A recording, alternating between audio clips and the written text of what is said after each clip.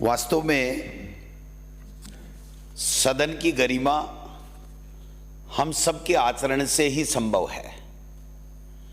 और जब से 16वीं विधानसभा आई है और माननीय अध्यक्ष महोदय आप स्पीकर की कुर्सी पे विराजमान हुए हैं, तब से आपने ऐसी ऐसी व्यवस्थाएं दी हैं जो हमारे सबके लिए एक प्रेरणादायी हैं और हमें सबको साथ मिलकर के राजस्थान की जनता के मुद्दे उठाने में वो पूरी सहायक होती है।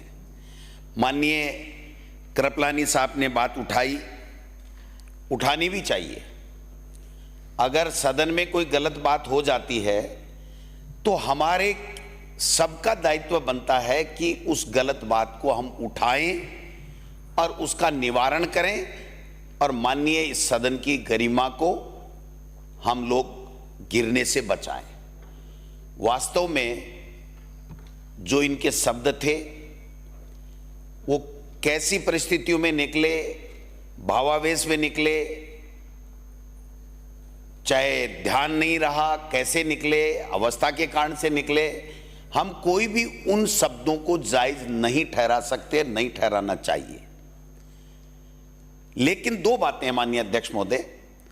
पहली बात तो जब भी सदन में किसी भी तरह की इस तरीके की असंसदीय भाषा का प्रयोग होता है, हजारों बार हुआ होगा, लेकिन उसी वक्त माननीय स्पीकर या जो सभापति होते हैं वो उसको अक्समंज कर देते हैं और हाउस को ऑर्डर में ले आते हैं। चूंकि माननीय संदीप शर्मा जी जो सभापति की कुर्सी पे थे और उन्हीं के लिए वो बात हो रही थी, वो चाहते उनके संज्ञान में वो बात आती तो उसी वक्त वो अक्समंज होकर के वो बात समाप्त हो जाती, कृपलानी जी को दोबारा बात नहीं उठानी पड़ती। लेकिन हम सब लोग बहुत खुश नसीब हैं कि हमारे पास में एक से एक बढ़कर के अनुभवी और संसदीय परंपराओं के जानकार लोग बैठे हैं। जब माननीय राजेंद्र जी पारिक साहब स्पीकर की कुर्सी पे बैठे थे, यहाँ पर सभापति की कुर्सी पे, तो माननीय कृपलानी जी ने वो बात उठाई कि ये असंसदीय वर्ड हैं और माननीय राजेंद्र जी पारिक साहब ने स्पीकर की हैसियत से वो एक्सपंज कर दिए शब्द। लेकिन चूंकि माननीय स्पीकर होता है और स्पीकर की ये व्यवस्था बन गई कि मैं इसके ऊपर आज की तारीख में शून्यकाल के बाद में व्यवस्था दूंगा, तो हम सब एक ही बात आपसे निवेदन करना चाहते हैं। दो ही वजह हो सकती हैं, या तो व्यक्ति जानबूझ करके सनसनी फैलाने के लिए, हाउस को जो डिस्टर्ब करने के लिए कोई बात कहे, या फिर उम्र के हिसाब से, भूल के हिसाब से, किसी भी वजह से वो शब्द निकल जाए, उनकी मंशा खराब नहीं हो, तो फिर उस हिसाब से यहां पर सदन में निर्णय होता रहा है। कल मैं निवेदन करना चाहूंगा अध्यक्ष महोदय, कल माननीय मुख्यमंत्री जी सदन के नेता बात कर रहे थे, विवेक जी को संबोधित कर रहे थे, रोहित जी को पुकारना चाह रहे थे, भूल हो गई, मानवीय भूल है, उन्होंने सुधार कर लिया, उनकी मंशा खराब नहीं थी।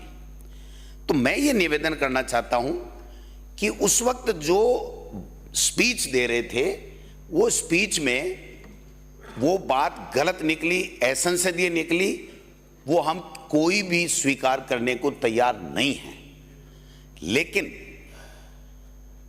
इन्होंने जो धारीवाल जी ने कहा, स्पीकर साहब 1 मिनट लगेगा, आप नाराज मत होना, इन्होंने कहा कि जो शब्द निकले वो कारण ये रहे, मैंने पूछा इनको तो इन्होंने कहा पहली बात तो स्पीकर साहब ने मुझे 19 साल का बता दिया, तो फिर वो दिमाग 19 साल की तरह चलने लग गया और फिर मेरे अवस्था के तो 19 साल के बच्चे को अनुमति नहीं है कि इस तरह की बात बोले।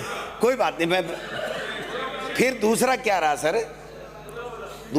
रहा सर, स्पीकर साहब, अध्यक्ष महोदय, दूसरा मैंने पूछा ये क्या बात हुई, तो क्या साहब मेरी उम्र इतनी हो गई कि मुझे जब संदीप शर्मा जी स्पीकर की कुर्सी पे बैठे दिखे तो मैंने सोचा मैं तो कोटा में ही भाषण दे रहा हूं, तो ये मेरे से उसके भाव प्रति, बच्चे के प्रति, मेरे छोटे भाई के प्रति जो भाव रहते हैं कोटा में, वो कोटा के भाव मेरे निकल गए, इसलिए ये हुई है। बाकी मैं मानता हूं इन्होंने मुझे कहा है और ये खुद भी कह देंगे, मैं भी कहता हूं कि वो जो शब्द थे वो बिल्कुल गलत थे। हमारी संसदीय परंपराओं के लिए कतई ठीक नहीं हो सकते हैं।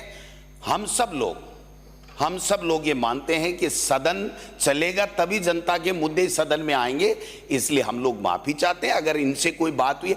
जानबूझ के नहीं किया गया। जो व्यक्ति 5 बार चुन के आए, 5 बार मंत्री बने, गृह मंत्री बने, संसदीय कार्य मंत्री बने, पूरे हाउस को शानदार तरीके से चलाए, वो आदमी कभी भी जानबूझ करके हाउस को डिस्टर्ब करने के लिए या थोती वाई लूटने के लिए नहीं कर सकता। इन्होंने तो ऐसे ऐसे काम किए, पूरे हिंदुस्तान में नहीं पूरे विश्व में कोटा को जो चमकाने का काम किया वो कोई नहीं कर सकता। अगर विजन नहीं होता, माननीय स्पीकर साहब, अगर विजन नहीं होता, आप बैठ जाओ। माननीय अध्यक्ष जी, एक बात कह के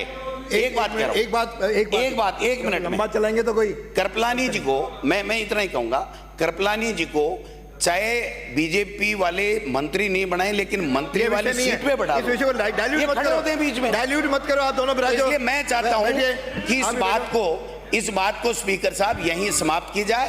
हम लोग उनके शब्दों को कतई जायज नहीं ठहराते हैं। ये राजनीतिक भाषा मंत्री और ये धारीवाल साहब भी खुद अपनी बात को कह देंगे, लेकिन मैं समझता हूं कि ये सदन जनता के लिए, जनता के मुद्दों पे अच्छे तरीके से चर्चा हो, ऐसा माहौल बनना चाहिए। इनको भी ध्यान रखना चाहिए। ये अभी भी मेरा काम है, आप तो बैठो, आप तो मेरे कहने से बैठो, आप तो मेरे कहने से बैठो, बैठिए।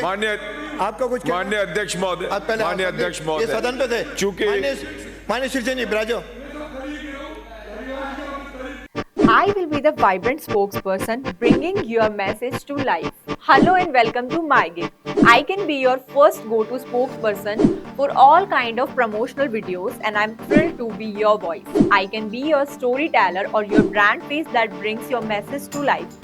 With a background in acting and modeling, I can play different roles or take up any character that syncs with your requirement and bring authenticity to your video.